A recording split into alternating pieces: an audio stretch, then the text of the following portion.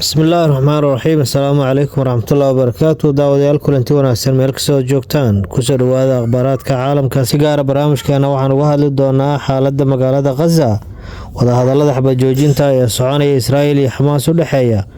miyay Xamaas ka tanaasushay qodobadeedii waaweynaa ee ku taagneed mid ka mid ah wadahadalka oo la sheegay hadda inuu horumar wanaagsan sameynayo.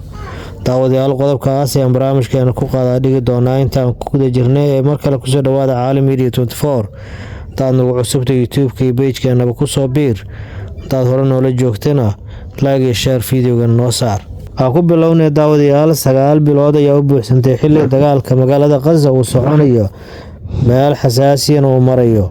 kooxaha muqaawamada ee Falastiiniyiinta ee ka dagaalamaya magaalada Gaza, gaar ahaan garbaha dagaalka ee Xamaas iyo Islaamiga Jihaad al-Qudus iyo Kataib al-Qassam ay guulo ballaaran sheeganayaan. ciidanka Israa'iilna dhibaatooyin xoogan loogu geysanayo qaybo ka mid ah gudaha magaalada Gaza ayaa dhinaca kale waxaa soconaya wadahadal lagu dhexdhexaadinayo labada dhinac oo la doonayo in heshiis xabad joojin lagu gaaro. qaybo badan oo Gaza ka mid ah oo ugu darantay xaafadda loo yaqaan Shujaaciya iyo si la mid ah magaalada Rafah ayaa waxaa ka dhacaya dagaaladii ugu cuslaa. maalin kasta dhowr mar ayay warbixino soo saaraan kooxaha wax iska caabinta ee Falastiiniyiinta, gaar ahaan al-Qudus iyo Kataib Ciisadiin al-Qassam. maanta warbixinadii ugu dambeeyay waxaa labada dhinacba ay soo saareen in weeraro xoogan ay ku qaadeen qaybo ka mid ah ciidamada Israa'iil saldhigyada ay ku leeyihiin magaalada Gaza gudaheeda iyo daafaheeda, khasaaro badan ay gaarsiiyeen. sidoo kale waxaa duqeymo iyo weeraro ay ka dhacaan qaybo ka mid ah Lubnaan iyo xuduudka Israa'iil iyo Lubnaan ka dhaxeeya. ciidanka Xisbullah ayaa sheegay inay maanta gantaalo xoogan ku burburiyeen saldhigyo ay lahaan ciidanka Israa'iil, halkaasna ay ku dileen saraakiil iyo ciidan aad u fara badan oo Israa'iil ay leedahay. dhanka Israa'iil wax warbixino kama soo bixin, laakiin waxaa la xaqiijiyay inay jireen weerarada lagu qaaday saldhigyada ciidanka Israa'iil. wadahadalka soconaya ee lagu dhexdhexaadinayo Xamaas iyo Israa'iil ee laga wado Dooxa iyo Qaahira ayaa iyaguna meel xasaasiya maraya.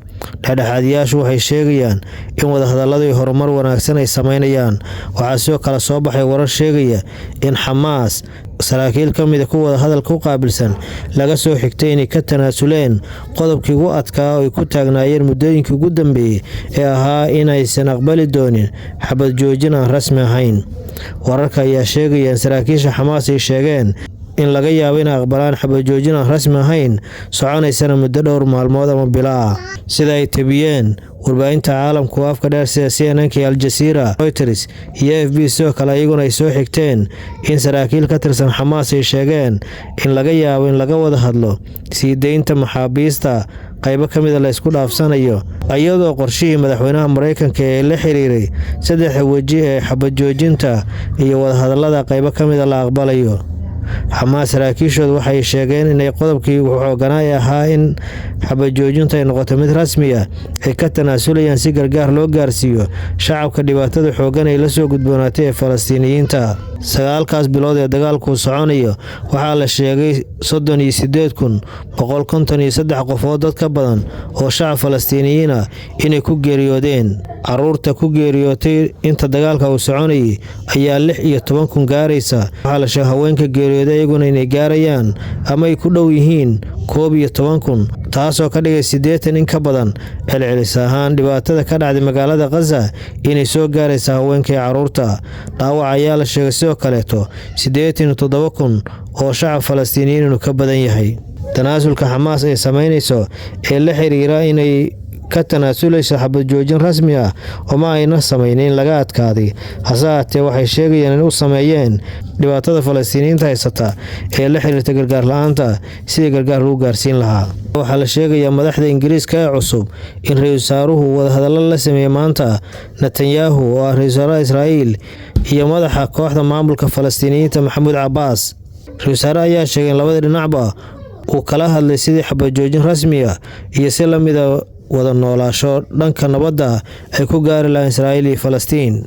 wasiirka arrimaha dibadda cusub ee Ingiriiska ayaa dhawaan sheegay inay ka go'an tahay xoojin doonaan sidii lagu heli lahaa xabad joojin rasmi ah oo magaalada Gaza ka hirgasha. wuxuuna sheegay inay istaagi doonaan Ingiriis ahaan meel u dhaxaysa labada dhinac ee Falastiin iyo Israa'iil, taasoo inta badan aan looga baran maamulka Ingiriiska oo markasta gari gardarraba ku raaca Mareykanka garab istaaga Israa'iil uu sameeyo.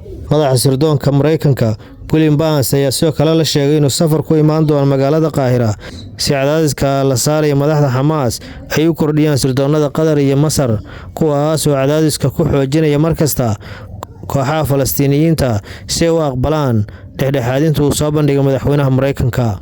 Israa'iil oo lafteeda ka cagajidaysa Netanyahu uusan markii hore aqbalin dhexdhexaadintaas ayaa sidoo kale hadda la sheegay inay direen wafdi rasmi oo hogaaminayo madaxa sirdoonka Israa'iil. Qodobka horumarka sameyn kara ee markii hore aan la filayn ayaa isbedelka ku yimid soo jeedinta iyo dalabka kooxda Xamaas. Daawadayaal intaas ayaan qodobkeeni ku soo koobaya.